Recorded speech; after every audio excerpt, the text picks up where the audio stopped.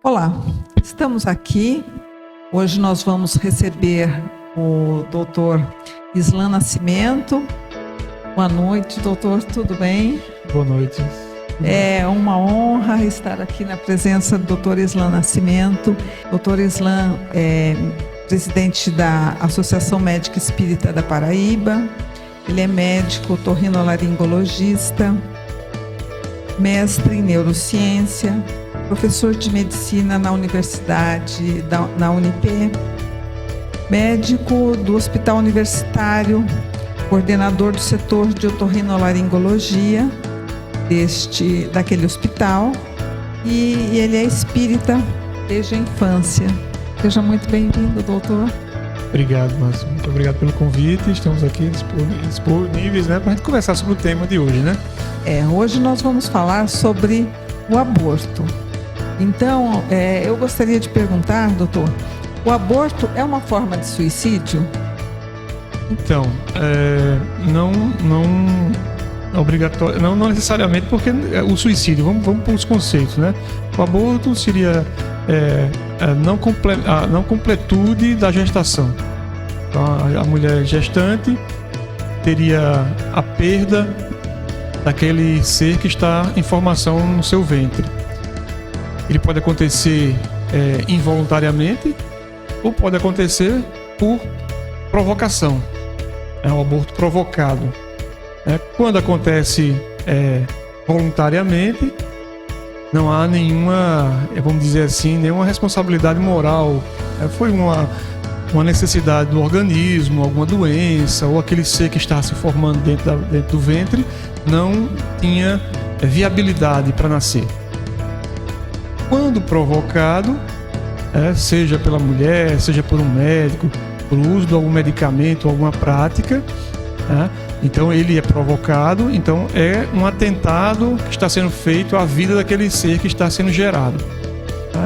Ou seja, o aborto, o ser que está sendo gerado ali, ele não está participando daquela morte, da sua própria morte.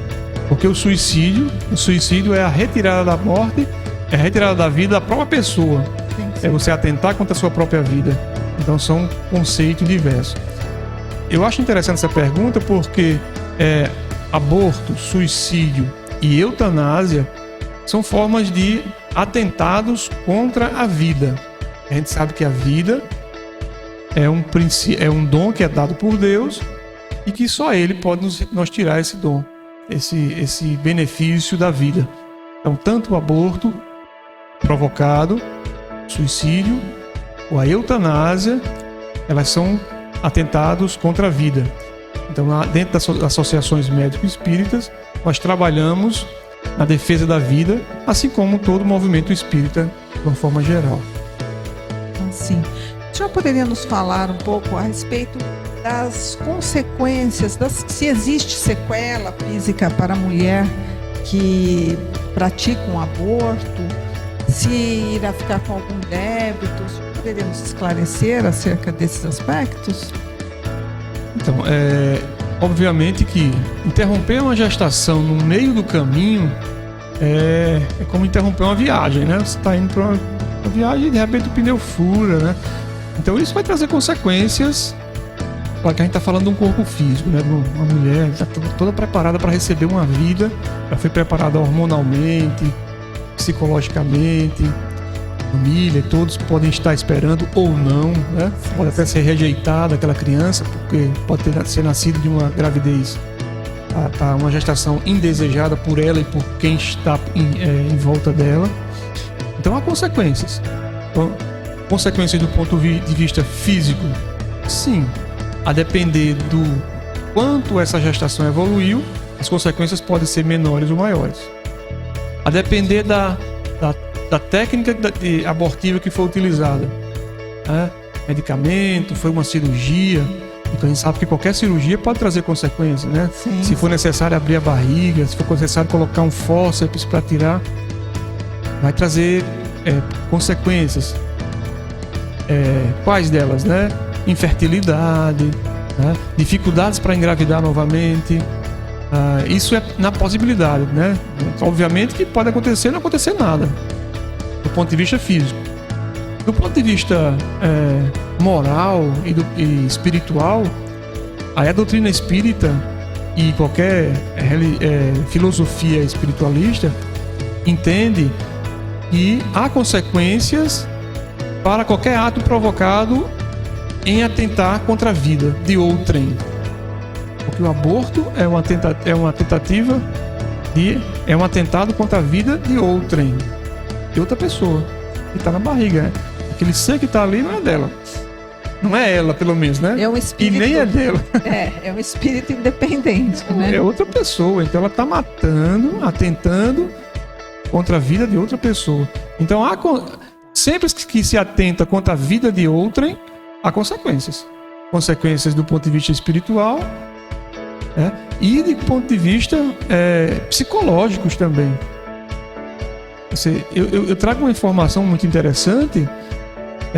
Nos países nórdicos onde o aborto foi autorizado, existem associações de mães que praticaram aborto com apoio do governo, que estão processando o governo porque ele não informou que elas teriam consequências psicológicas, tipo depressão, problemas físicos, dificuldade para engravidar. Então, essas associações estão processando o governo porque estimularam a prática do aborto ou consentiram a prática do aborto e não avisaram a elas que elas teriam consequências para a sua própria vida.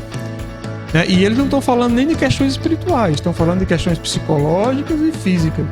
Então, consequências sempre haverão. Doutor, e a gente, assim, para um esclarecimento, estaria na programação daquele espírito a interrupção da vida dele na Terra? Então, cada programação é uma programação, né? Assim, há abortos, há relatos de espíritos que vêm, espíritos já que deformaram a tal ponto o seu perispírito, que é possível que esse espírito, para voltar à sua forma humana, né, ele não deformou o seu espírito, na realidade deformou o seu perispírito. Então o seu perispírito está tão deformado que para recuperar a forma humana é necessário que ele venha em várias gravidezes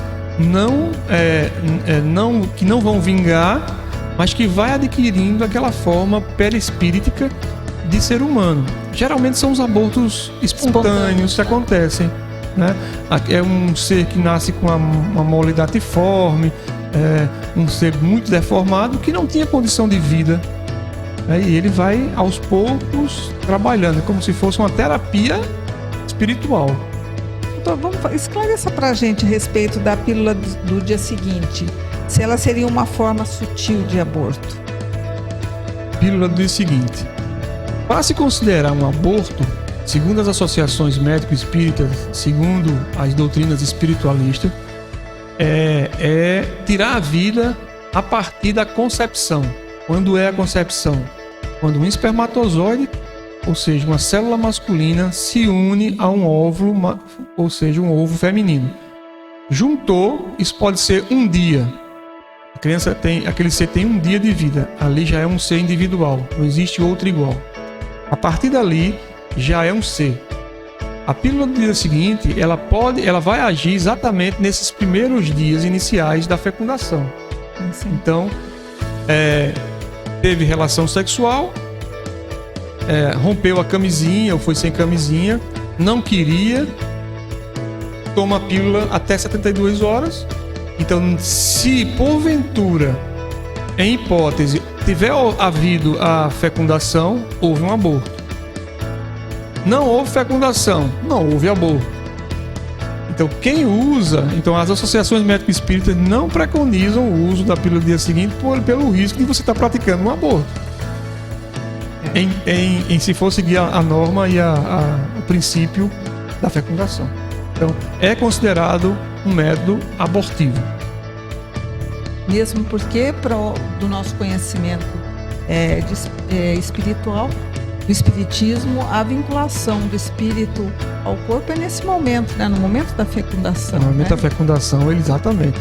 Muitas das vezes até essa proximidade acontece até antes, né? A mãe, o filho vai se aproximando da mãe, do casal, e vai adquirindo a energia, as vibrações do casal.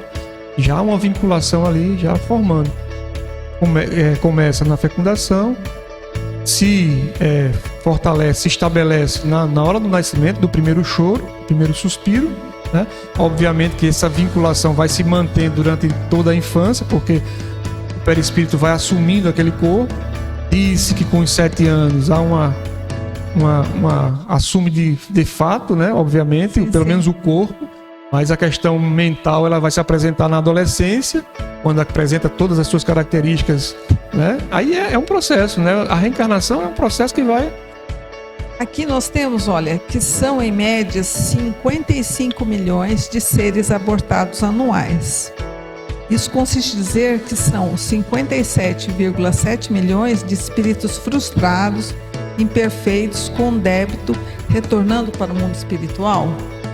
Você acha que essa informação, todos esses espíritos, são espíritos que irão carregar uma frustração no plano espiritual? Depende do espírito. Se ele não tiver a capacidade de perdoar o aborto provocado, né? Se ele perceber que a mãe e o pai foram causadores da sua não vinda à Terra, e se ele for um espírito que não consegue perdoar, pelo sofrimento que ele passou, pela preparação psicológica e mesmo pelo sofrimento que ele vai seguir depois, ele não vai perdoar. Então, ele vai ser realmente um espírito frustrado. Mas isso não acontece com todos.